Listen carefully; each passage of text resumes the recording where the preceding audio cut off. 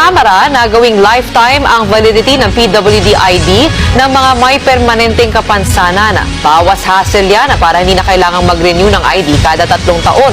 Nasa frontline ng balitang yan si Camille Samonte. Malaking tulong para sa mga persons with disability ang PWD ID dahil sa mga benepisyo nito, gaya ng 20% discount sa mga gamot, laboratory fees at maging sa pagkukommute. May 12% VAT exemption din sa ilang partikular na bilihin at pagkain sa mga restaurant at services. May 5% discount din sa prime at basic commodities. Pero hanggang 3 taon lang ang validity ng isang PWD ID. Kaya para makuha pa rin ang benepisyo nito, kailangan mag-renew. At isa sa mga requirement ay ang certification of disability mula sa isang specialized doctor. Kailangan pang gumastos para makakuha nito. Kaya iminungkahi ni Cagayan de Oro Representative Lordan Suwan na gawin ng lifetime ang validity ng PWD ID para sa mga may permanent disability. Sang-ayon dyan si Antonio Serapio na may physical disability na poliomyelitis.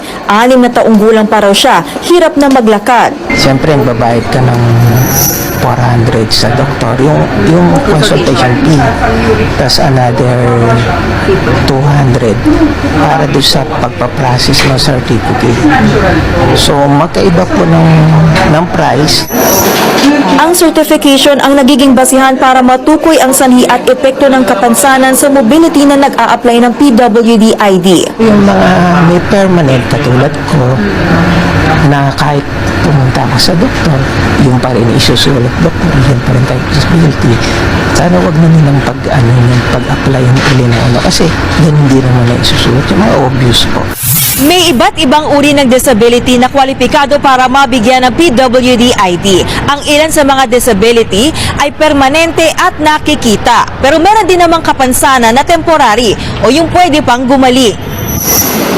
Kadalasan ng mga kapansanan na pwedeng gumaling ay mental, psychosocial, learning at cancer. Itong mga kapansanan din ay minsan hindi apparent o nakikita. Kaya para sa ilang LGU, mahalaga na nire-renew ang pagkuha ng PWD ID.